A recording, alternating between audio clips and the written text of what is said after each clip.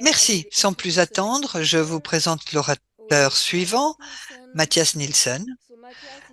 Mathias est professeur associé au département de sociologie à Copenhague, au Danemark. Il est sociologue de formation et a une thèse en sciences sociales de l'Université d'Harvard. Sa recherche porte sur la diversité en sciences et il étudie comment la diversité des genres est liée aux résultats de connaissances. Mathias Nielsen a récemment fait partie du groupe expert de la Commission européenne sur l'égalité des genres. Mathias, bienvenue. Vous avez la parole. Merci de m'avoir invité et merci pour toutes ces présentations très intéressantes que j'ai beaucoup appréciées. Donc, je vais vous parler d'inégalité et d'inclusion dans le système scientifique et je vais essayer de mettre en lumière deux points qui pour moi sont centraux lorsque l'on parle de diversité et de science, à savoir comment on peut améliorer les résultats de la recherche grâce à la diversité. Et je voulais parler de la relation entre représentation démographique et qualité de la production scientifique. C'est quelque chose dont on a déjà parlé à plusieurs reprises durant la session. Et l'idée, c'est que en, en ayant plus de diversité, on peut améliorer les résultats de la recherche. Et mon deuxième point est plus lié à une tendance à laquelle j'ai réfléchi beaucoup ces derniers temps, à savoir en augmentant la concentration d'influence et de ressources sur des individus particuliers dans le système scientifique, je vais essayer de poser la question, de voir s'il s'agit de quelque chose qui permet de réduire les idées disponibles ou si, au contraire, ça permet de faire avancer le domaine. Donc, voilà mon approche méthodologique. En tant que sociologue, je travaille d'abord et avant tout à partir de documents scientifiques, donc des thèses, des métadonnées, des bases de données et des textes en format PDF. La plupart de mon travail implique la systématisation de ces textes pour euh, voir les relations de collaboration, les sujets travaillés, qui sont les auteurs, et je travaille également sur les citations. Donc, aujourd'hui, je vais vous parler de mon travail, mais également du travail d'autres auteurs dans le domaine. Et j'en arrive maintenant à la question de la pertinence et de la représentation dans les sciences. Et pour ceux d'entre vous qui êtes intéressés à savoir comment la composition démographique peut influencer les résultats de la science, je vais prendre des exemples. Et le premier exemple, c'est sur la recherche médicale. Et comme nous l'avons déjà dit dans l'histoire, la recherche médicale tendait à considérer que le corps de l'homme était la norme et ensuite on faisait des inférences et on a beaucoup négligé la question du genre, du sexe biologique. Et ce manque d'attention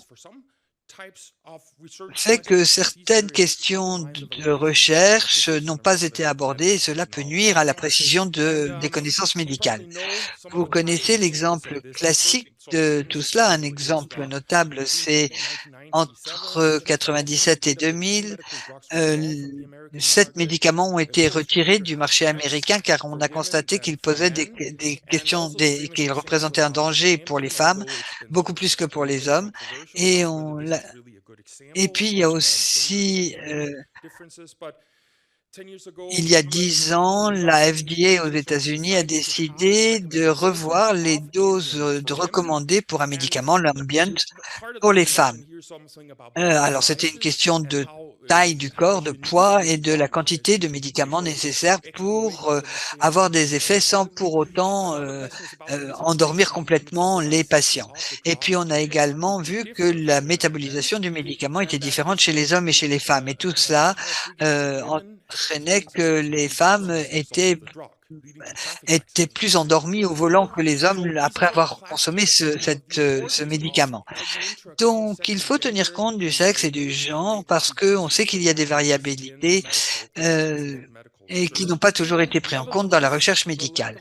Ceci étant, il y a toujours un manque d'attention à cette question et en 2020, nous avons mené une étude qui a, étudié l'attention au sexe dans les essais médicaux sur la COVID-19 et comme vous le savez, au début de la pandémie, il a été clair de voir qu'il pouvait y avoir des différences entre les sexes, au niveau de la progression de la maladie, au niveau des taux d'infection et voire au niveau du niveau de décès. Et aux États-Unis, 4% des essais avaient un plan bien défini pour, tenir compte de la différence de sexe dans les études. Alors c'est quelque chose, qui n'est pas forcément, à l'esprit des gens, mais quand vous regardez les essais, 8 essais pharmaceutiques sur 45 sur la COVID-19, seuls 8 essais rapportaient des données, genrées. Donc, en 2017, nous avons essayé de regarder tout ça au niveau européen. Nous avons essayé de regarder quelles étaient les politiques de genre. L'Union européenne avait voulu promouvoir l'égalité des genres dans le système et nous avons voulu voir quel était le lien entre le genre et recherche scientifique. Et nous avons regardé plus précisément la recherche médicale à partir de la base de données PubMed avec des millions d'études et nous avons essayé de nous baser sur les données disponibles dans PubMed pour voir comment le débat sur le genre dans les équipes médicales était corrélé avec la probabilité d'intégrer les différences de sexe comme une variable d'analyse dans les études. Et notre modèle tient compte des stratifications des variations avec la représentation homme-femme dans les différents domaines, mais au sein des domaines, on a différentes pathologies et différents pays. Donc, on a essayé de tenir compte également de ces variabilités, mais on voit dans cette étude une corrélation très claire entre la présence des femmes et le potentiel d'intégrer des analyses de sexe dans l'analyse par ce groupe. Et quand les femmes avaient les positions de leader comme moteur principal, c'était encore plus vrai. Donc cela est un exemple très éclairant qui montre combien la représentation dans la démographie peut faire avancer la recherche médicale. Ce point a également été étayé par une autre étude publiée dans Science récemment qui a utilisé une méthode similaire à la nôtre pour essayer de voir les développements et le dépôt de brevets dans le domaine médical. Et on voit que les laboratoires vont développer des solutions médicales qui traitent des besoins de santé des femmes et cela était dès lors que ces laboratoires sont dirigés par des femmes. Et cela n'avait pas été la conclusion de cet article à partir de ces calculs, c'est que si l'on avait une représentation égale d'hommes et de femmes dans les personnes qui ont déposé des brevets, nous aurions beaucoup plus d'inventions consacrées aux femmes que ce que l'on voit aujourd'hui.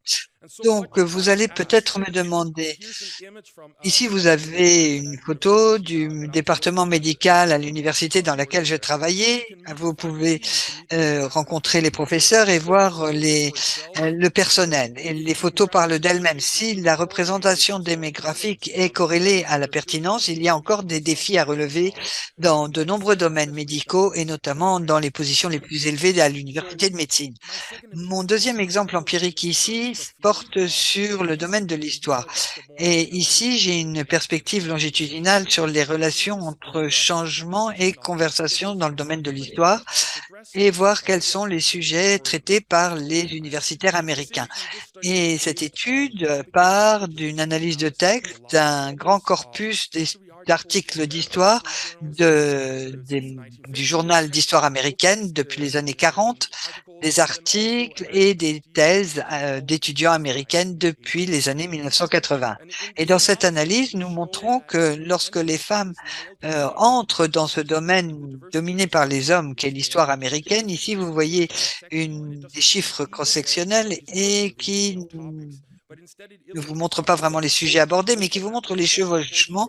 Et il est important de reconnaître qu'il y a des chevauchements dans les sujets d'intérêt ici et des changements. On voit que les femmes ont été très intéressées par des domaines comme le consumérisme, etc.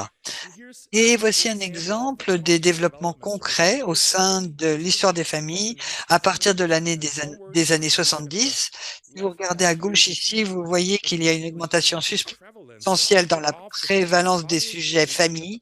Et si en Corée, on voit que les femmes ont vraiment été pionniers dans ce domaine. Et si vous regardez les sous-sujets tels que l'histoire des foyers, l'histoire des enfants et autres, vous voyez que certains de ces domaines n'existaient même pas avant que les femmes ne commencent à travailler dans le domaine de l'histoire. Et il est intéressant de voir que de nouveaux domaines émergent dès lors que de nouveaux groupes intègrent un domaine scientifique. Mais ce n'est pas juste une question de nouveaux sujets, ça peut également une question d'avoir plus de qualité dans les domaines existants. Ici, l'histoire militaire aux États-Unis. On voit que sur ce sujet, dès lors que les femmes ont pénétré ce domaine scientifique, on a vu apparaître d'autres questions sur sur les guerres, avec des questions posées sur l'histoire de la guerre. Et pour résumer cette première partie de ma présentation, ce que je voulais vous dire, c'est qu'il est important d'essentialiser ces représentations, qu'elles reflètent euh, le caractère social de l'inclusion de différentes démographies. Et pour moi, tout cela peut permettre de faire émerger de nouvelles perspectives et de nouvelles idées qui permettent de mieux répondre aux besoins de la société. Dans ce dernier exemple, qui est celui de l'histoire, je pense qu'il s'agit vraiment de savoir quelle est l'histoire que l'on raconte et comment est-ce que cela parle à nos sociétés. Maintenant, quid des autres types de diversité? La diversité des genres est un exemple très révélateur, mais ça, ça ne reflète pas forcément le contexte politique ou l'origine sociale, par exemple. Donc, on a regardé comment évoluaient les gens de différentes tendances politiques et comment le fait de les rassembler pouvait permettre d'améliorer les résultats produits. Donc, on a regardé les contenus modérés sur Wikipédia et ce qu'on a constaté, c'est que les posts sur Wikipédia qui avaient été modérés par des gens ayant des tendances politiques différentes étaient plus précis dans leur narration des faits historiques, à l'inverse des posts qui était modéré uniquement par un groupe qui avait une tendance politique précise.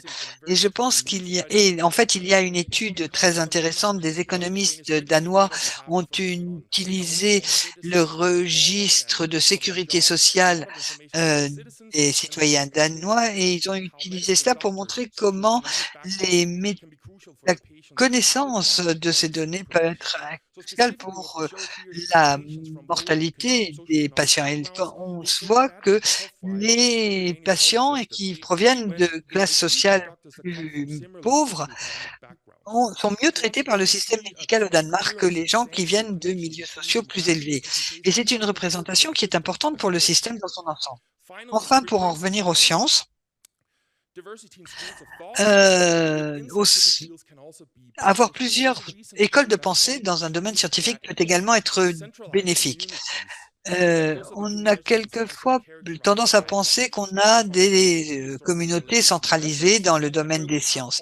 Et quand on a des auteurs qui proviennent de différentes équipes au sein de la communauté, les travaux qui sont publiés sont quelquefois moins publiables que ceux qui proviennent de communautés moins centralisées où il y a plusieurs perspectives, plusieurs méthodes appliquées pour étudier une même question. Et tout cela me ramène à ce qui a été dit tout à l'heure par la personne qui m'a précédé.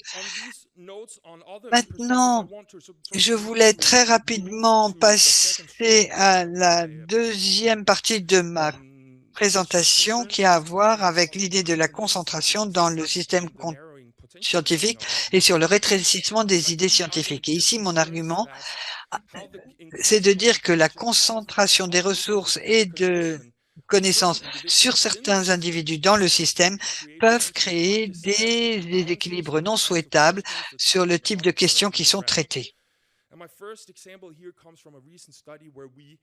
Mon premier exemple ici, vient de, cette, analyse de plusieurs articles où on a essayé de voir l'inégalité des citations et on voit ici que le taux de citation, donc évidemment dans plusieurs domaines scientifiques, on montre que les citations sont moins égales sur les 10 dernières années. Donc entre 2000 et 2015, le pourcentage de chercheurs le plus cités est passé de 14 à presque 21, donc une augmentation relative de 49. Ça veut dire, en d'autres termes, que on cite toujours plus, toujours les mêmes auteurs. Quand on regarde ici, les courbes à gauche, les scientifiques, les chercheurs les plus, cités vont attirer, plus de citations que le 48 du bas de cette même échelle.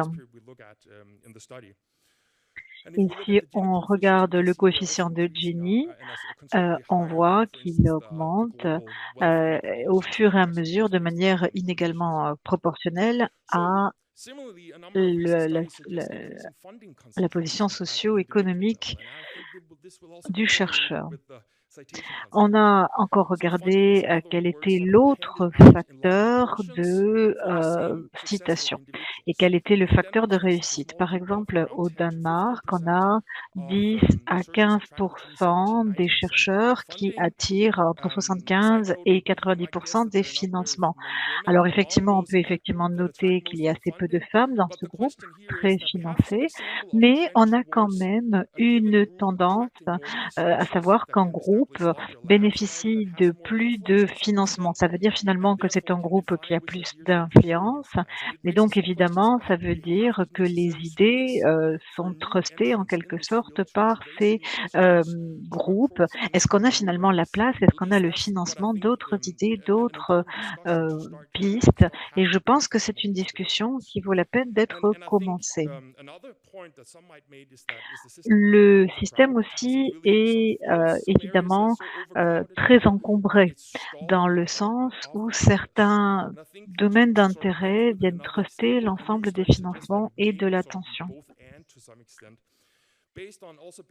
Ici, sur, ces données, on voit qu'on a quantité de chercheurs dans des domaines de toute façon déjà très populaires, c'est-à-dire des questions qui, là encore, ont tendance à fossiliser en quelque sorte, les publications canoniques, les publications qui font référence dans le domaine universitaire et donc les définances dans un domaine comme ça, qui est déjà tellement encombré, tellement densément publié, il y a peu de place pour de nouvelles idées. Donc on voit non seulement un espèce d'effet d'accumulation, mais déjà au niveau de l'article, on voit moins de variété. Ça veut dire que donc c'est des domaines de prédilection sur lesquels tout le monde publie et sur lesquels se concentrent tous les financements. Et je pense qu'il faut des politiques qui vont viser à redistribuer les ressources de manière à ce qu'on n'ait pas justement cette situation d'encombrement. Je voulais aussi mentionner l'absence de, diversité démographique. C'est une question bien sûr très pertinente pour nous. Il y a des domaines qui sont priorisés et clairement, ce sont souvent des domaines dans lesquels il y a un manque, l'absence de diversité et voilà globalement ce que je voulais vous dire en quelques mots et je vous remercie de votre attention.